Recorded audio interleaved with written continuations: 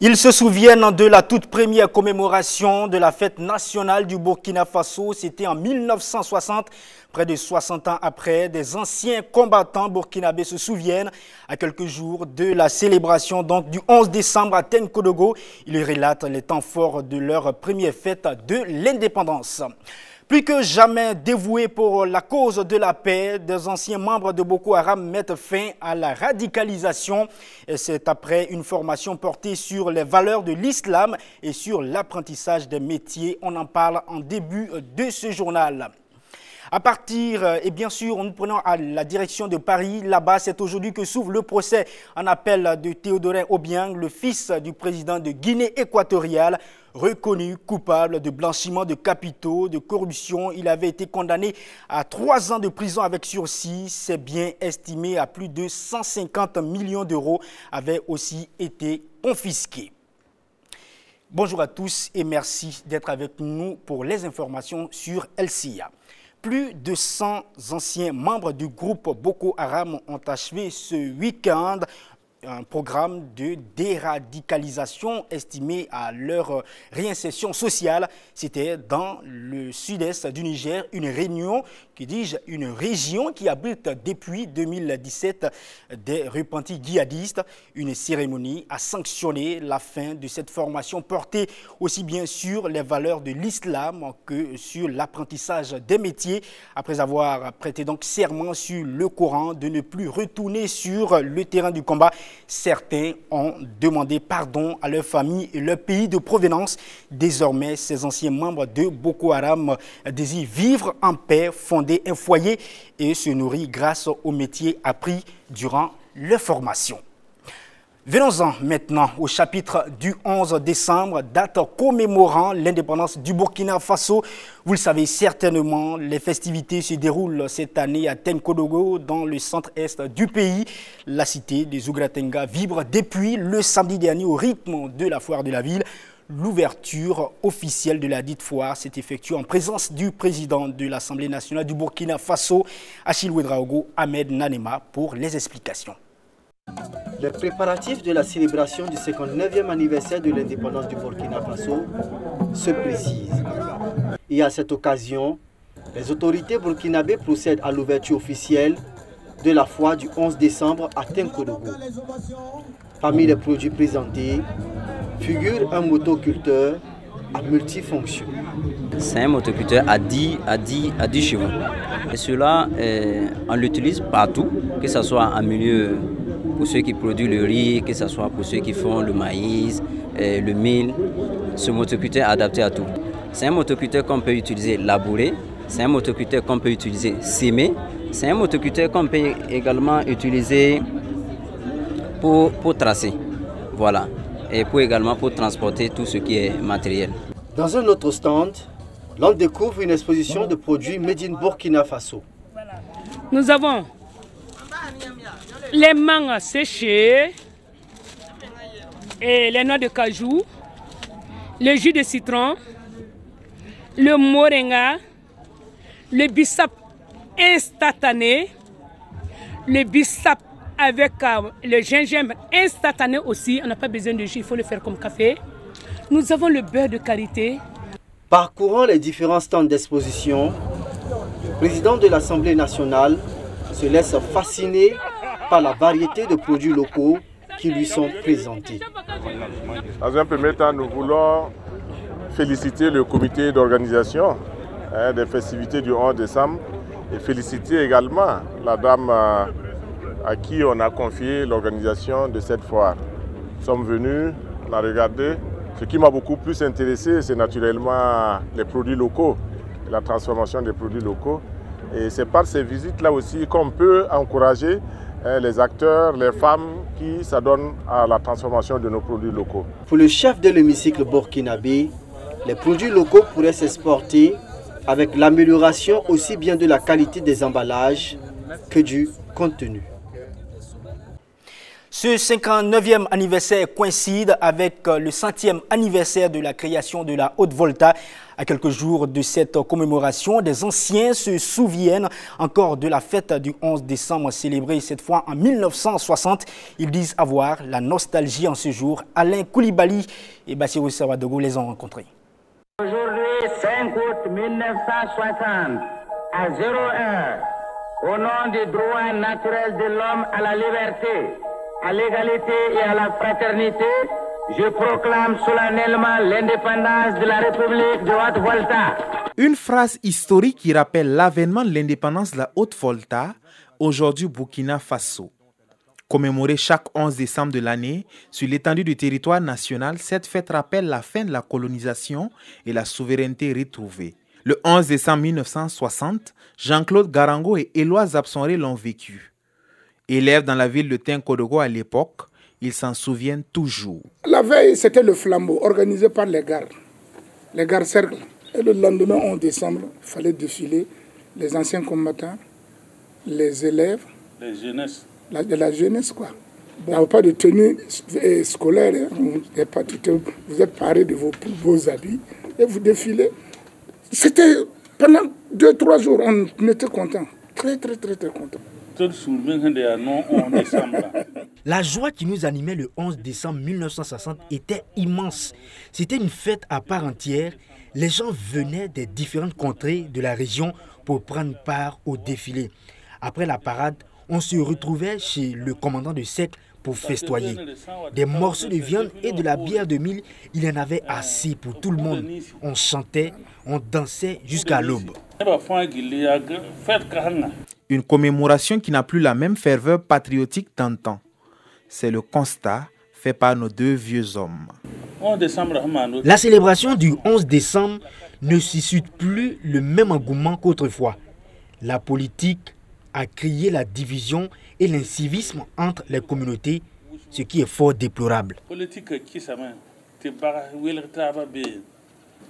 Parce qu'avant, on savait que c'était une fête, et c'était une fête unique pour tout le pays. Et tout le monde était concerné. Maintenant, quand nous étions à l'école, on te frappait même plus que si tu n'apprends même pas ta leçon. Vous voyez, si tu ne suis pas. Et vous apprenez à vous aimer, à aimer le pays, tu vois quoi, à aimer tout ce qui concerne le pays. Même le drapeau, tu vois, quand le drapeau, tu sais, à l'école, là, on nous faisait arrêter quand nous montons le drapeau, toi, on te frappe. Et de fait que même les paysans savaient que si on monte les drapeaux, tu vas t'arrêter. Mais maintenant. C'est donc un constat amer, tenu sous forme d'appel à plus de patriotisme et de solidarité autour de cette commémoration nationale qui est ici lancée.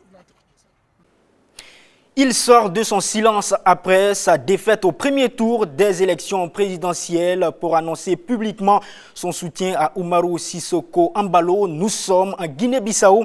José Mario Vaz soutient ainsi le candidat de l'opposition pour le second tour prévu le 29 décembre prochain. L'accord a été signé donc ce week-end. Umaru Sissoko Embalo sera face au chef du parti historique Domingos Simeon Pereira.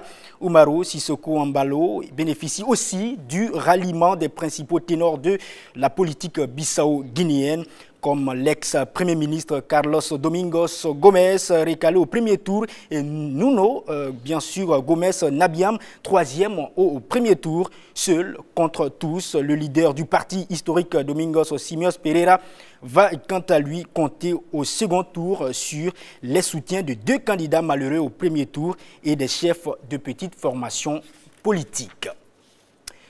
Dans la suite de ce journal, le président de l'Assemblée nationale du Soudan du Sud, Antonio Lino Makana, a démissionné de ses fonctions hier dimanche. Il cède ainsi à la pression des députés, y compris ceux de son propre camp, qu'il accusait d'empêcher des enquêtes parlementaires sur la corruption. Ces derniers réclamaient depuis des semaines son départ et même sa destitution. Il lui était reproché également d'avoir approuvé un prêt de 400 millions de dollars de la Banque africaine d'exportation et d'importation pour le gouvernement sans que l'Assemblée ait pu se prononcer comme l'impose la loi. Sa démission a été actée à Djouba au cours d'une réunion de son parti. Le procès en appel de Théodorin Obiang, fils du président de Guinée équatoriale et vice-président du pays, s'ouvre ce lundi 9 décembre à Paris. Reconnu coupable de blanchiment, notamment de corruption, il avait été condamné à 3 ans de prison avec sursis, 30 millions d'euros d'amende avec sursis et la confiscation de ses biens estimés à plus de 150 millions d'euros. Le patrimoine considérable et le train de vie fastueux de Théodorin Obiang en France sont au cœur de ce procès. Parmi la longue liste dressée par les juges d'instruction, de nombreuses voitures de luxe, des caisses de grands vins, des monstres, de montres de valeur et surtout un immeuble de 4000 mètres carrés dans un arrondissement chic de Paris estimé à 107 millions d'euros. Pour les enquêteurs, les revenus officiels du fils du président Obiang Nguema ne peuvent acheter tous ces biens. Revenons ici au Burkina Faso pour terminer cette édition. Le secrétariat permanent de lutte contre le sida et les infections sexuellement transmissibles initie une caravane de sensibilisation sur le VIH-Sida et les IST, et c'est au profit des populations de Poutenga, commune voisine à Tenkodogo, démarré le samedi dernier en prélude à la célébration du 11 décembre. Cette caravane vise un résultat de 0 grossesse non désirée et 0 contamination au VIH et IST dans la province du Kouritenga. Achille Ouedraogo, Ahmed Nanema pour les explications. 0 grossesse non désirée et 0 contamination aux maladies sexuellement transmissibles, notamment le VIH-Sida, dans la province du Kouritenga. Tel est l'objectif que veulent atteindre le secrétariat permanent de lutte contre le sida et les infections sexuellement transmissibles en collaboration avec le comité d'organisation du 11 décembre à Tenkodogo. Pour ce faire, une caravane de sensibilisation se tient au profit des habitants depuis la localité de Pouitenga. Une image vaut mieux que 1000 mots. Donc, au cours de nos activités, de nos prestations de clinique, nous avons profité de prendre des images des différents syndromes d'IST et c'est ce que nous utilisons pour pouvoir sensibiliser, éduquer les populations sur les IST et puis le VIH-Sida. Donc, dans cet espace santé, on fait également la démonstration, vous voyez, la démonstration du port du condom parce que beaucoup de jeunes, n'est-ce pas, portent le préservatif, mais encore faut-il savoir comment bien le porter et comment il faut le retirer. Le maire de Pouitenga, lui, invite les habitants à prêter une oreille attentive aux animateurs de la caravane de sensibilisation sur le VIH-Sida et les IST. Pouitenga est une commune surpeuplée où vivent également près de 70 nationalités de la sous-région. Pour vous dire que tous les agrégats sont réunis ici pour la propagation de la maladie. Donc mes attentes sont nombreuses et je souhaite que la population sorte ce soir pour écouter tout ce que les caravaniers ont comme conseil à leur donner.